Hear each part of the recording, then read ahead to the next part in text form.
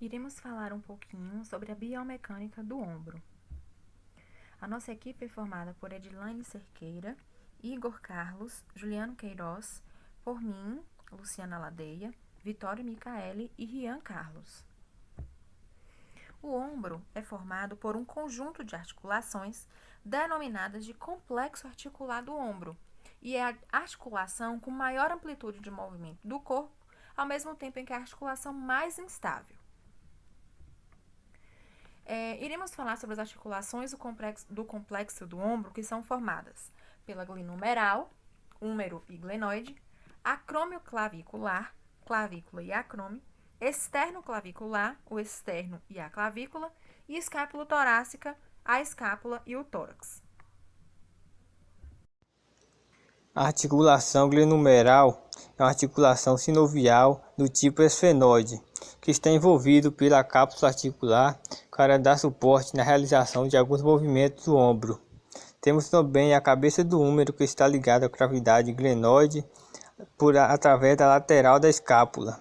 E os ligamentos que dão suporte são o ligamento interno clavicular, costoclavicular e externo clavicular, auxiliando também na realização de movimentos.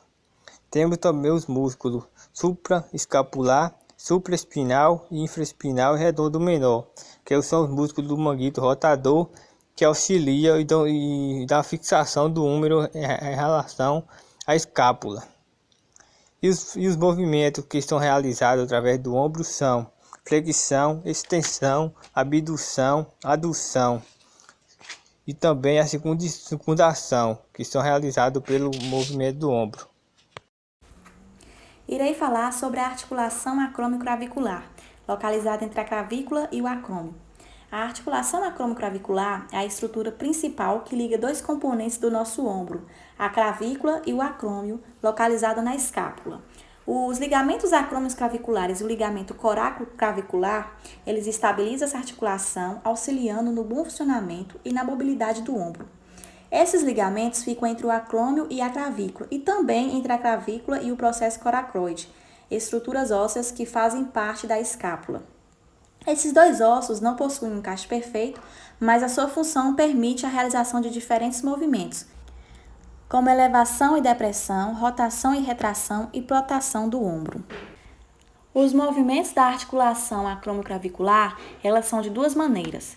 Uma é o deslizamento da extremidade articular da clavícula sobre o acrômio e a outra é a rotação da escápula sobre a clavícula.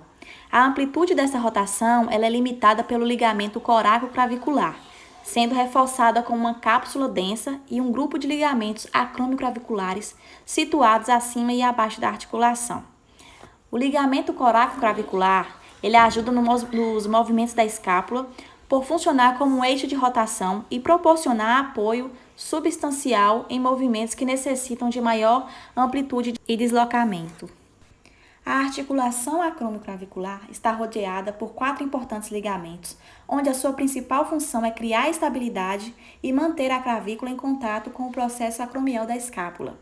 Devido à proximidade desses ligamentos, é comum que uma lesão na articulação também leve à ruptura de alguns ligamentos, e assim as estruturas articulares acabam separadas, gerando instabilidade na escápula e desequilíbrio em seus movimentos.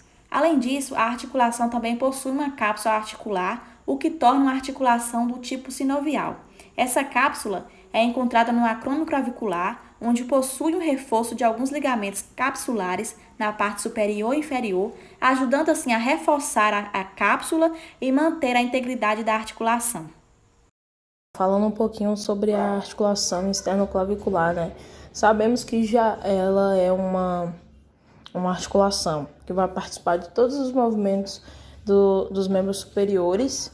É uma articulação que funciona no tipo de uma articulação sinovial, esteroide, trixial, mas apesar dela ser classificada como uma articulação do tipo sela, ou seja, que ela admite apenas algumas amplitudes limitadas de movimento, mas em todas as direções. As estruturas que entram em formação da articulação externo-clavicular é a extremidade external da clavícula, a primeira, a porção superior e lateral do manúbrio do externo e a cartilagem da primeira costela. Essas estruturas todas que fazem parte da articulação externo-clavicular. As faces articulares das extremidades intercostais da clavícula, elas não são moldadas anatomicamente no seu ponto external de fixação, embora, a presença de um disco articular que vai aumentar o grau de ajuste dessa articulação, ele também atua como um tipo de amortecedor de choques para que as forças transmitidas da região do ombro, de todo o seu movimento, e acaba também ajudando uma prevenção de luxação da articulação. Um pouquinho agora sobre os 3 graus de liberdade, que, como eu tinha dito anteriormente, sobre os movimentos, dessa articulação, eles ocorrem em 3 direções e tem uma limitação de graus, Então ele vai ter a movimentação entre a clavícula e o menisco, que no sentido superior e inferior, que geralmente é de 30 a 40 graus. Vai ter o movimento entre o externo e o menisco, que é o movimento anterior e posterior, de 30 a 35 graus em cada direção.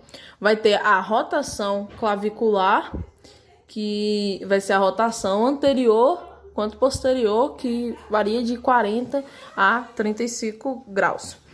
Os ligamentos que fazem parte dessa articulação o ligamento externo-clavicular, esse aqui, o ligamento interclavicular, que é esse aí, e o ligamento costoclavicular, que é um ligamento que dá mais estabilidade a essa articulação.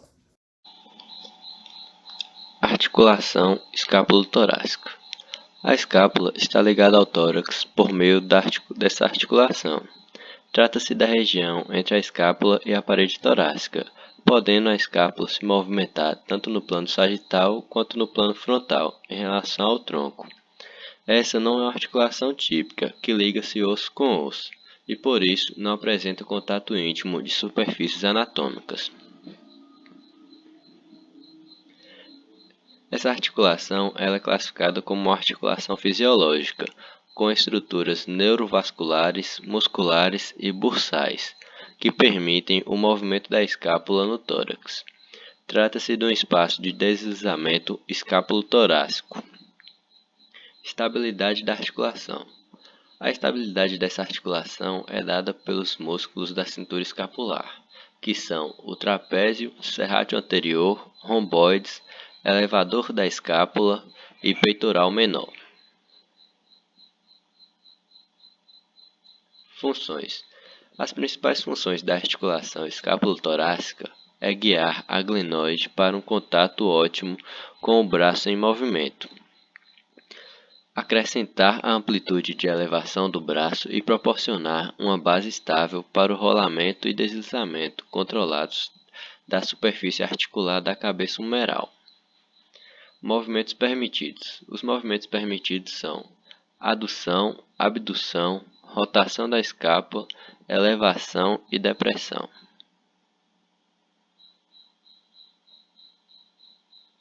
A lesão por esforço repetitiva é uma lesão relacionada com a atividade da pessoa.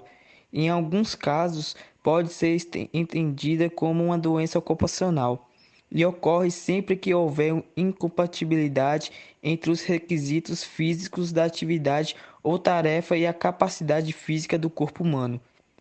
Alguns fatores de risco contribuem para a instalação desta lesão. Dentre eles, movimentos repetitivos, tracionamentos, posturas incorretas e içamento de peso, etc.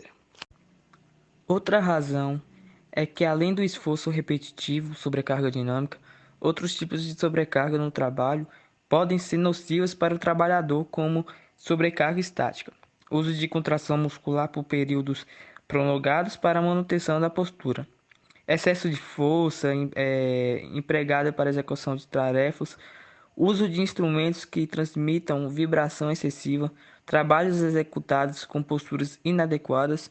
E atualmente sabe-se que, além dos fatores mecânicos, também estão envolvidos fatores sociais, familiares e econômicos, bem como graus de insatisfação no trabalho, depressão, ansiedade, problemas pessoais ou outros, tornando altamente questionável o diagnóstico de Ler ou DORT em muitos trabalhadores. Aqui no gráfico 3, a gente mostra os tipos de desconfortos mais comuns durante a jornada de trabalho, né? Sendo que o de maior destaque foi o cansaço muscular, 30, indivíduos em seguida a dor, 22, e a cefalia com 17, câimbras e cefalia 8, e em seguida veio a diminuição de movimento, 7, 6. Referiram demência e nenhum se queixou de outros desconfortos. Falaremos agora um pouco sobre a tendinite. O que vem a ser a tendinite? Primeiro vamos observar aqui na imagem um ombro normal e um ombro com tendinite. O que a gente pode perceber de diferente, né? Tem as setinhas indicando, tem o tendão do supraespinhoso, o tendão do bíceps, o tendão do supraescapular. Os tendões, eles vão conectar os músculos aos ossos, né? E vai transmitir a força para que haja movimento no nosso membro. A tendinite vai ser essa inflamação do tendão, onde tem esse círculozinho na imagem, é onde tem a inflamação do tendão. No ombro, existem 4 músculos que compõem o manguito rotador. Os músculos são o subescapular, supraespinhal, o infraespinhal e o redondo menor. Esses são os músculos que cobrem a cabeça do húmero, né, na parte superior, e realizam os principais movimentos do ombro. No profissional que escolhemos para falar, né, o cabeleireiro, eles fazem um gesto laboral que se dá por movimentos repetitivos, né, de abdução, flexão do ombro, geralmente sentindo dor na região do ombro, quando eles têm a tendinite. Eles fazem esse movimento cerca aí de 70 a 120 de amplitude de movimento, e aí a gente pode perceber, né, a tendinite através dessas atividades repetitivas, movimentos repetitivos. São comuns nessas atividades laborais porque são repetitivos e por longos períodos de tempo, ritmos acelerados, como nós já sabemos que os cabeleireiros têm esse trabalho mesmo acelerado. Eles sentem, os profissionais, né, sentem normalmente dor, parestesia, sensação de peso, fadiga, né, no membro, por conta dessa inflamação. E essas questões, essas dores, esses sintomas, eles vão comprometer um pouco, né, a sua atividade de vida diária. Finalizamos aqui o nosso trabalho. Aqui a gente tem as referências e ficamos por aqui.